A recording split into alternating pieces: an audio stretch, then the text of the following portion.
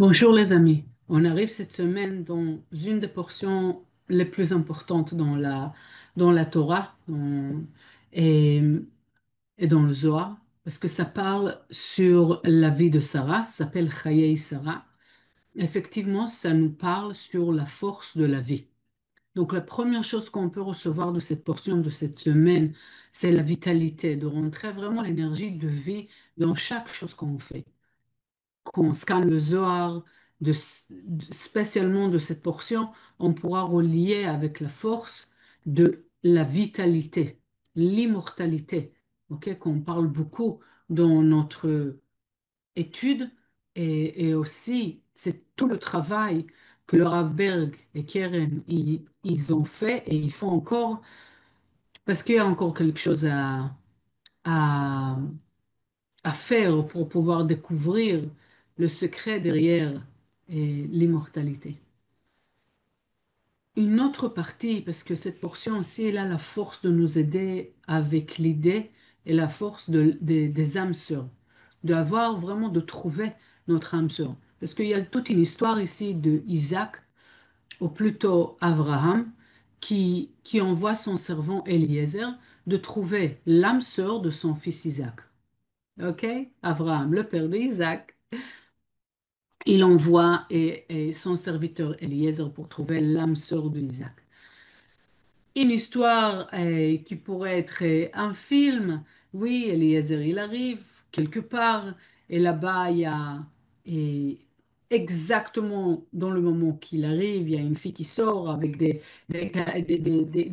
comment on appelle ça, des caddies de dos et elle est là pour servir et pour lui servir et servir ses chameaux. Exactement le moment, exactement l'endroit et tout exactement. Et ça arrive après-midi. Et le Zohar, dans le verset 226, il explique pourquoi c'est arrivé exactement à l'après-midi. Et la fait que toutes les choses qui sont passées pour qu'Eliezer il arrive exactement à ce moment-là, elle est sortie exactement dans ce moment-là, et un jour, 24 heures après, ils sont étaient déjà à la maison. Comment ça se fait? Et la dernière partie, c'est qu'elle allume la lumière dans la tente de Sarah. Donc, vraiment une histoire et oui, des sages et qui est un film, en fait. Mais là, on veut comprendre les secrets. On ne veut pas rester rien que sur la surface, mais vraiment comprendre qu'est-ce qu'on a ici, quelle force on a ici. Et il y a quelque chose, je voudrais lire d'abord ce verset 226. Vous pouvez lire tout le, le- le chapitre qui parle sur Erivka et le sort. Qu'est-ce qu'ils veulent nous dire? Qu'est-ce que le Zohar veut nous apprendre? Je vais lire le passage d'abord pour qu'on puisse relier avec l'énergie de cette idée, de cette force, et ensuite j'expliquerai la conscience derrière. Et encore une fois, toutes les choses que je partage avec vous viennent de, des études de Michael Berg qui sont sur Kabbalah.com. Beaucoup de matériel, il est déjà traduit. Il y a des moyens de pouvoir faire partie de One House Community. Comme ça, vous pouvez vraiment s'enrichir de toute la sagesse qui est partagée là-bas par Michael Berg, Monica, le Rav, Keren et tous les professeurs du centre. Même si pas tout est en français, des fois on peut se débrouiller, mais des fois il y a des sous-titres, on peut trouver facilement. Alors, תחזי, קדמתה עבדה לחרן ואשכח לה לרבקה לעת ערב, הווה עידן צלותה דמנחה. בהי שעתה דמתה יצחק לצלעה צלותה דמנחה, בהי שעתה מתה עבדה לגבה דרבקה, ובהי שעתה דמתה יצחק לצלותה דמנחה כמלקדמין. מתת רבקה לגבי. להשתכחה קולה באתרי דצריך כתקה יאות וחולה מתה ברזה דחוכמתה ועל דעתה הוא עבדה לבאר המים רזה דכתיב מעיין גנים באר מים חיים ונוזלים מן לבנון ועוקמינה וחולה רזה יהיו. Tout est un très grand secret. C'est quoi le secret? Le secret, c'est la précision des choses. Ça veut dire, qu'est-ce qui s'est passé ici que tout, on va dire autrement, pour vraiment connecter avec notre âme sœur, pour vraiment connecter avec l'abondance qu'on veut avoir dans notre vie. Là, quand on dit l'âme sœur, ça peut être amour âme sœur, ça peut être âme sœur de business, chaque chose qui est le bon clic, la bonne connexion qu'on pourrait avoir, ça doit être un miracle. Ça doit être une précision qui est au-delà de la logique. Oui, même si on va essayer de calculer les choses qui vont, on va jamais arriver à une précision tellement parfaite comme la précision du Créateur. Alors, la grande question, c'est comment on arrive à vraiment vivre avec vivre d'une manière qu'on va permettre à la précision du créateur de être présent dans notre vie. Et comme ça, on pourra vivre plus de miracles, on va avoir des rencontres qui sont exactement ce qu'il nous faut. Et on ne va pas perdre le temps, hein, ni notre énergie.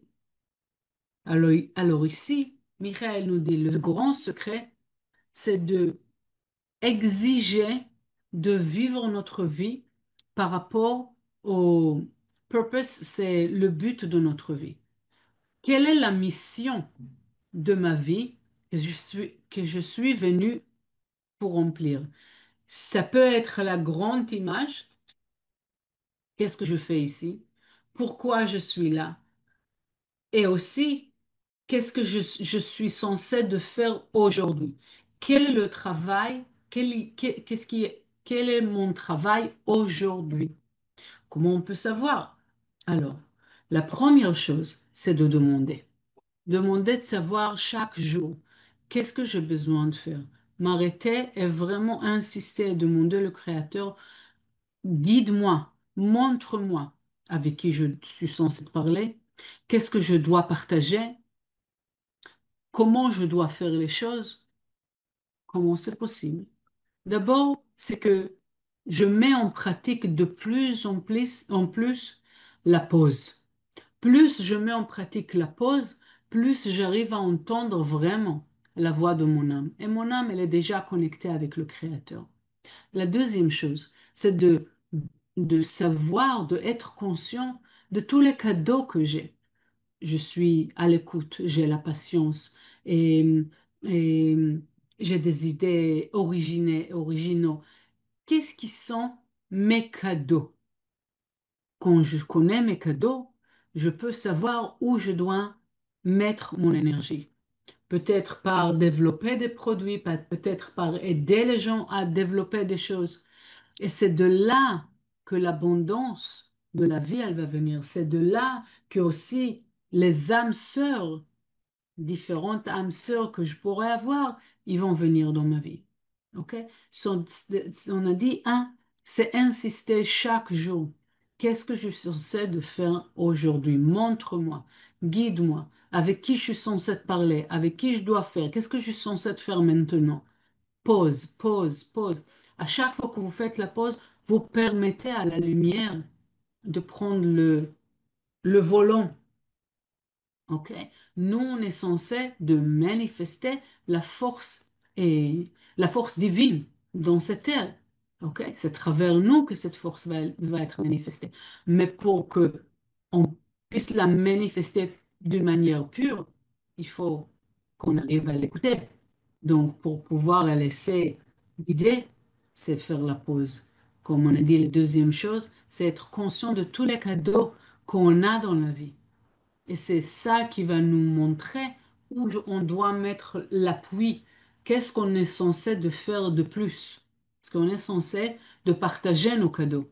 Et c'est à travers là qu'on pourra vivre cette manifestation de miracle, qu'on va voir la présence de la perfection divine dans les différentes situations de notre vie. Ok, c'est qu'est-ce qu'il a fait Eliezer? C'était quoi la situation? Il avait une très belle fille, qui avait le même âge, qui était prête, on va dire, et pour Isaac, mais il a arrêté ça. Il a posé, il fait la restriction. De là, il a permis de vraiment entendre le guide, la voix, l'information de la lumière. Et c'est comme ça qu'il a pu trouver Rivka. C'est possible qu'il aurait donné sa fille et c'est possible qu'ils ont pu vivre une bonne vie, mais c'était pas la vie optimale. Donc, quand nous, on essaie de prendre de la vie, on se limite et on fait ça tout le temps. Il faut qu'on fasse attention à ne pas manipuler la vie, de pas forcer les choses comme nous on veut, mais pas parce que c'est mal, pas parce que quelque chose de mal va sortir, c'est tout simplement que la meilleure des choses ne va pas sortir.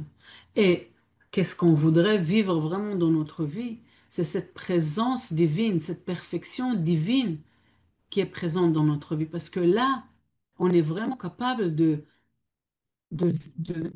être, comment on dirait, et, et de avoir ce mérite de vivre une vie qui est au-delà, de vivre une vie de miracle. Voilà. Donc, voilà. Et quand on fait ça, c'est là que, si on se conduit de cette manière-là, c'est là que le Créateur, la lumière, les anges, ils viennent à notre aide. C'est comme ça qu'on peut trouver, oui, les choses qu'on a besoin, les choses qui sont bonnes pour nous. Comme j'ai dit, la- c'était tellement parfait le choix que Rivka, donc la femme de Isaac, quand elle est rentrée dans la tente de Sarah, la tente, elle s'est rallumée.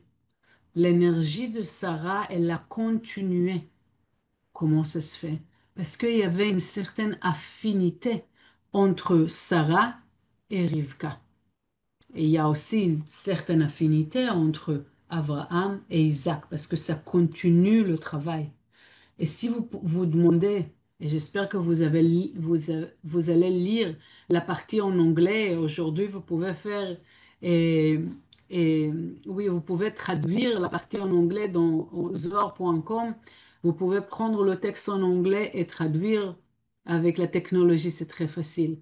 Donc, le point, c'est que, et, oui, et leur rencontre, elle était l'après-midi. Pourquoi? Parce que Isaac, il est relié avec l'après-midi. Il est relié avec la colonne de gauche. Et c'est pour ça que c'était rien que l'après-midi. Abraham s'est relié avec le matin. L'après-midi, c'est Isaac, pas le vendredi soir, mais et l'équilibre, c'est Yaakov. OK? Donc c'est pour ça que c'était rien qu'après, pardon. Et voilà, c'était rien qu'après, pardon, vers le soir, pardon, c'est Isaac qui est relié avec le soir, le jugement. Ok. Et Yaakov, c'est l'équilibre, c'est ça. Donc, et, voilà, donc, donc chaque chose dans la Torah, c'est un code très très précis. Spécialement dans ce chapitre-là, vous pouvez trouver des très grands secrets. Donc je vous sollicite de lire cette partie-là du Zohar, d'autres parties du Zohar. Pas seulement ça va vous ramener beaucoup d'énergie et de connexion, ça va vous permettre aussi de comprendre des choses dans le Zohar. Chaque effort qu'on fait à comprendre le Zohar, ça révèle encore plus d'énergie. Et n'oubliez pas, chaque chose que vous comprenez, chaque chose l'énergie que vous prenez pour vous-même, n'oubliez pas de partager autour de vous. Par partager le Zohar, par partager l'écoute ou être rien que gentil avec d'autres personnes. Voilà, je vous souhaite une très bonne semaine une semaine d'immortalité, une semaine d'âme sœur, une semaine de continuité, une semaine de allumer la lumière dans votre maison, dans la maison et dans les maisons autour de vous.